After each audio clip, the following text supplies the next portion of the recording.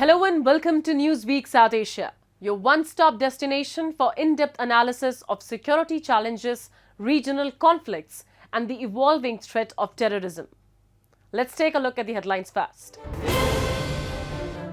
Indian Army crushes infiltration bid, kills 7 Pak-backed terrorists in Jammu and Kashmir.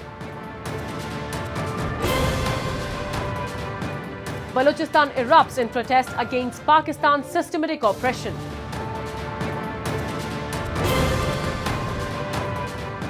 And protests erupt in Pakistan as PTI demands justice for stolen mandate. Pakistan's relentless push for terrorism suffered another humiliating setback as the Indian Army decisively foiled an ambush attempt by Pakistani infiltrators along the line of control in Jammu and Kashmir's Poonch district. But while India continues to eliminate Pakistan-backed threats, it has also suffered losses. In a separate attack, 2 Indian Army personnel lost their lives in an IED blast near the LOC in Aknoor. This latest escalation exposes the stark contrast between Pakistan's hollow peace overtures and its active support for terrorism. We have a report. In a swift and precise operation, Indian forces gunned down 7 heavily armed infiltrators, including at least 2 to 3 Pakistani army personnel along the line of control in Jammu and Kashmir's Poonch district. This incident unfolded in their Krishna Ghati sector on the intervening night of February 4th and February 5th. Sources confirm that the Indian Army preempted an attack by Pakistan's notorious Border Action Team or BAT, a specialized terror unit that operates under the direct command of the Pakistan Army. Sources confirm that the Indian Army preempted an attack by Pakistan's notorious Border Action Team or BAT, a specialized terror unit that operates under the direct command of the Pakistan Army. The BAT team, attempting to target an Indian forward post, walked into a well-planned ambush set up by alert Indian troops. Among the 7 neutralized infiltrators, intelligence reports indicate that the terrorists belong to the Al-Badr group, yet another proxy of Islamabad's military establishment.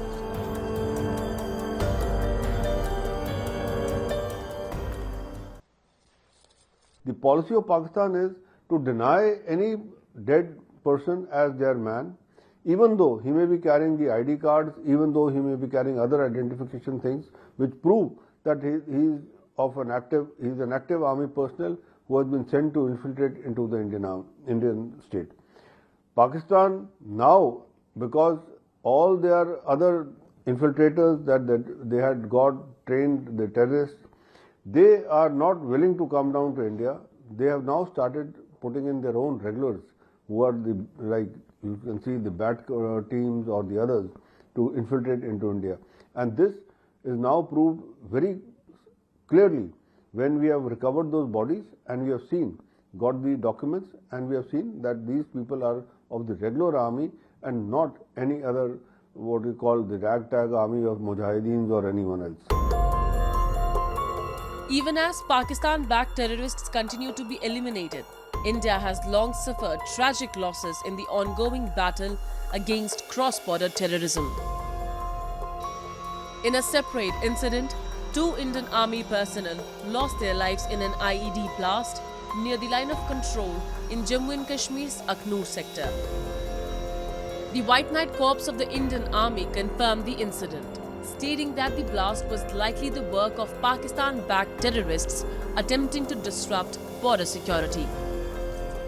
Search operations are currently underway to eliminate any remaining threats in the area. We have seen repeated infiltration attempts right from Baramulla to Kathua. Now this also IED blast that has taken place, it seems that these people had crossed over into the territory into India and planted it and run away.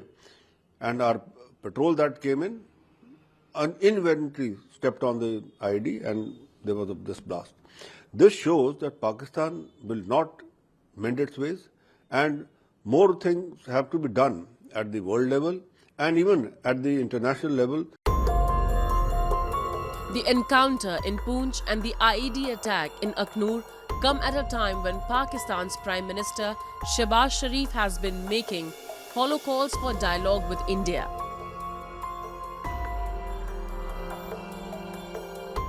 His insincerity was laid bare when simultaneously top commanders of terrorist outfits like Jaish-e-Mohammed and Lashkar-e-Taiba held a conference in Pakistan-occupied Jammu and Kashmir, reaffirming their commitment to jihad against India. This blatant double game of offering peace overtures while nurturing terrorism on its soil has been Pakistan's long-standing strategy. Pakistan will always keep talking about dialogue and will always keep talking about let us have trade and other things and all, and keep denying the fact that it is the mother of terrorism and it has got all these training cells over there. We have seen when Balakot strike took place, how many of these terrorists were killed over there and the graves that they had to make for them. This showed that Pakistan will never ever accept that it has these people on their soil and it is a training ground for terrorists. The politicians will keep talking about let's have dialogue, let's have business, let's have trade, but the ISI and the army, they will carry on with their nefarious designs of spreading terror into Indian territory. Therefore, the Indian government has very rightly stopped and denied carrying out or even trying to establish normal relations with Pakistan till such time it does not stop spreading terror, it does not stop sending in the terrorists and mujahideen into India. Till that time, Indian government is not going to talk to Pakistan because Indian government policy is talks and terrorism don't go together. India has consistently asserted that Jammu and Kashmir is an integral part of the country and that any talks with Pakistan can only happen in an environment free of terrorism. However, Pakistan's continued support for terror groups has only led to an increase in bloodshed. In 2024 alone, Indian security forces have neutralized 75 terrorists across Jammu and Kashmir. Of these, a staggering 60% were Pakistani nationals, further exposing Islamabad's deep-rooted terror nexus. Security forces have eliminated one terrorist every 5 days this year. 17 terrorists were killed along the line of control and international border while attempting to infiltrate, and 26 terrorists were neutralized in encounters deep inside Indian territory. Despite its failing economy and mounting international pressure, Pakistan remains obsessed with using terrorism as a tool against India. While Islamabad harps on Kashmir at international forums, the reality is that terrorism in the region has become almost entirely Pakistan-driven.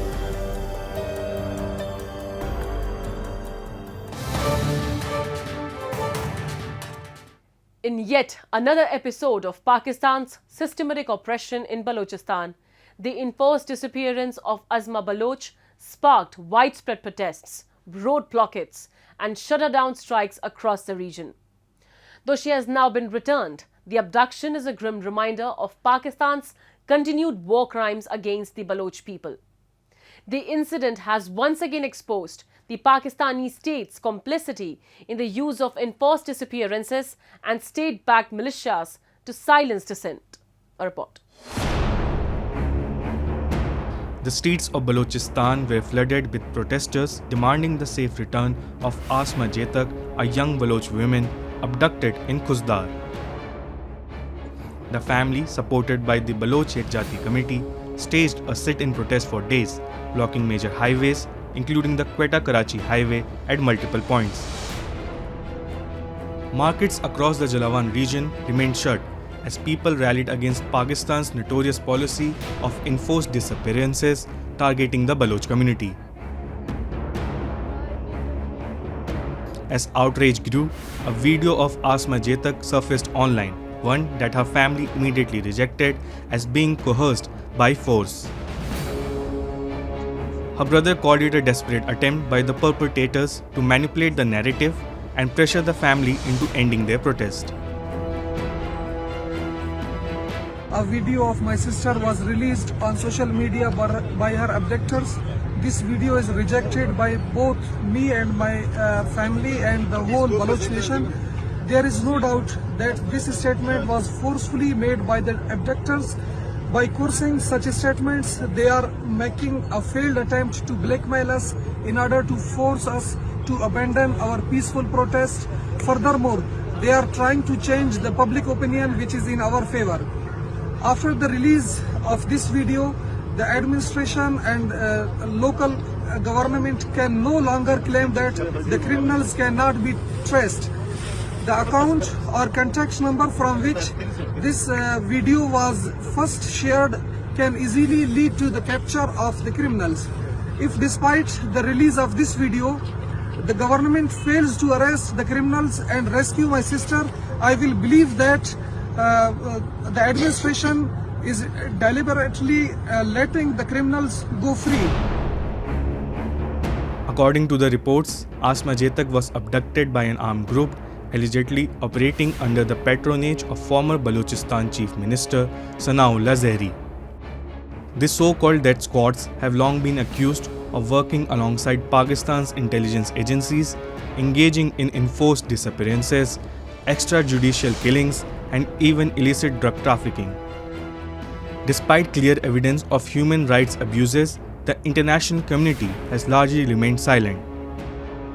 Groups like Amnesty International and Human Rights Watch continue to document Pakistan's atrocity, but no meaningful action has been taken against the state. As responsible international organizations, these organizations should raise the issue of Balochistan on the forums like United Nations Human Rights Council and other international forum. They should also, pressurize Pakistan to ratify the international human rights conventions. They should also publish detailed reports where these incidents are documented and presented in front of the world, where the Baloch themselves cannot reach, but these international organizations have reached there.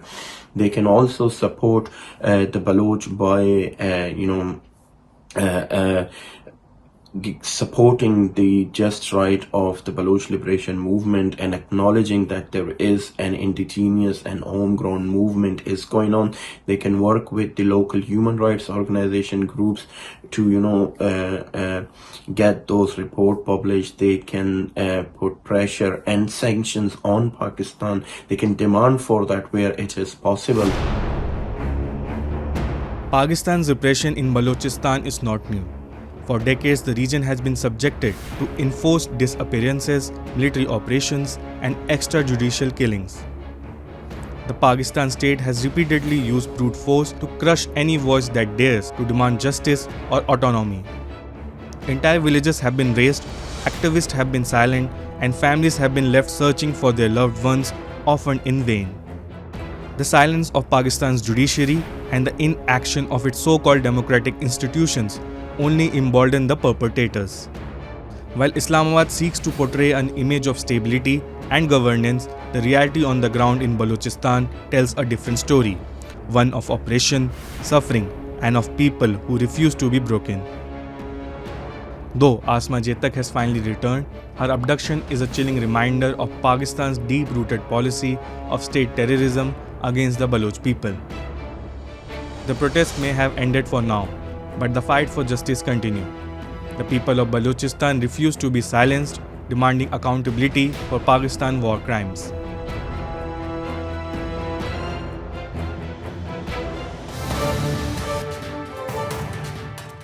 Pakistan is facing a deepening political crisis with mounting protests and escalating tensions following last year's disputed general election. Allegations of rigging, suppression, and political arrests have fueled nationwide unrest, with Imran Khan's PTI leading the charge against what they call a stolen mandate.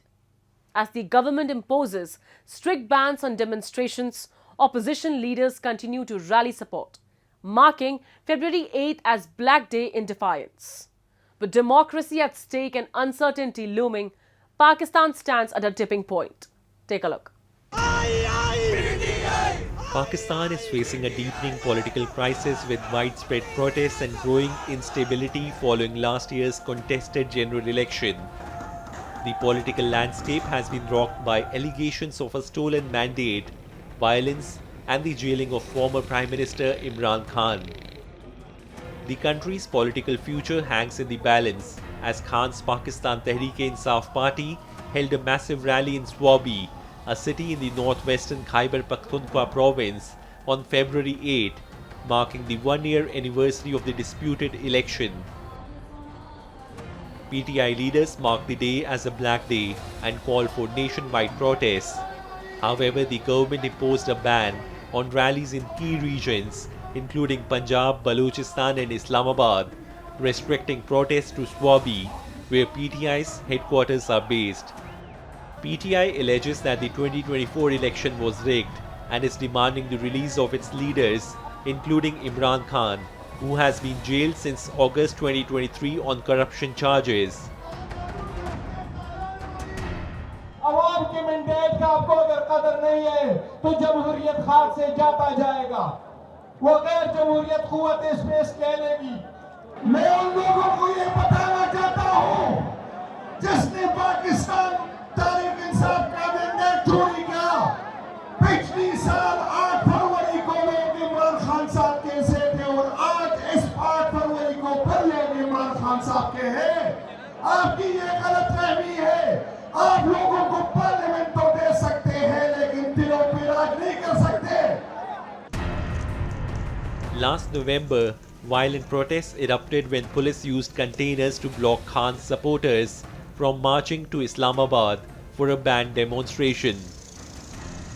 The 2024 election held in February was marred by a mobile internet shutdown, pre-election violence, arrests and delayed results, sparking accusations of rigging. While Khan-backed candidates secured 93 seats, they were unable to form a government due to a lack of majority. Therefore, PTI supporters are also calling for the resignation of the current government. आज हम यहाँ पर इसलिए आए हैं जो 8 फरवरी को हमारा मैंडेट चोरी किया गया था।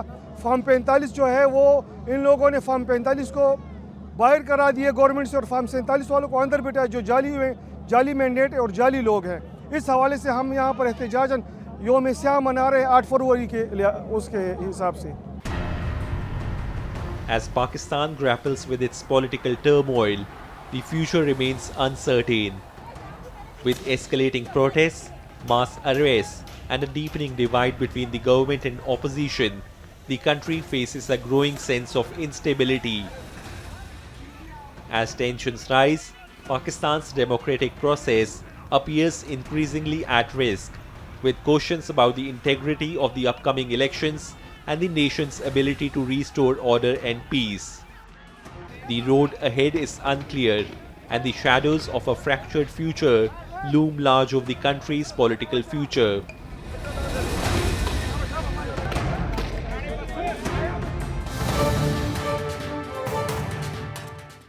Now let's turn our focus to a pressing concern, the resurgence of ISIS, particularly its offshoot ISIS-K, which continues to carry out deadly attacks despite claims of its defeat.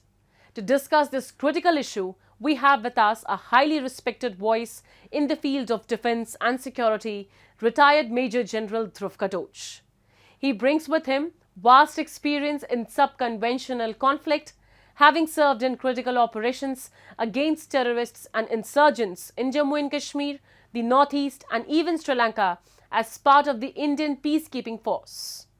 A decorated officer, he has been awarded the Sena Medal for his leadership in active combat on the line of control. Post-retirement, he continues to contribute to national security discourse through his writings on defense, security and broader societal concerns. Hello, sir. Welcome to the show. Let me begin with a larger question on ISIS itself. In 2019, the group was declared defeated, yet it has managed not only to survive but also expand its operations in different parts of the world. What, in your view, are the key factors that have enabled ISIS to resurge despite its so-called defeat? You see, the ISIS has never been defeated. It has been reduced in capacity to a very great extent, right? And why I'm saying it has not been defeated is because the ideology still remains. And so long as the ideology remains, the group remains. So at some point of time, if the ideology is defeated, then we can say that the ISIS has been defeated. Otherwise, it will continue to function, albeit at a very, very weak capacity. Shifting our focus to Afghanistan, the Taliban claims to have eliminated ISIS-K hideouts, yet the group continues to carry out deadly attacks.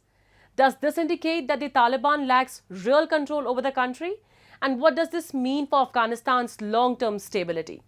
I don't think the Taliban has the capacity to control every aspect of Afghan territory. It doesn't have that. It doesn't have that capability or that reach as of now, and I don't think that reach is going to be developed.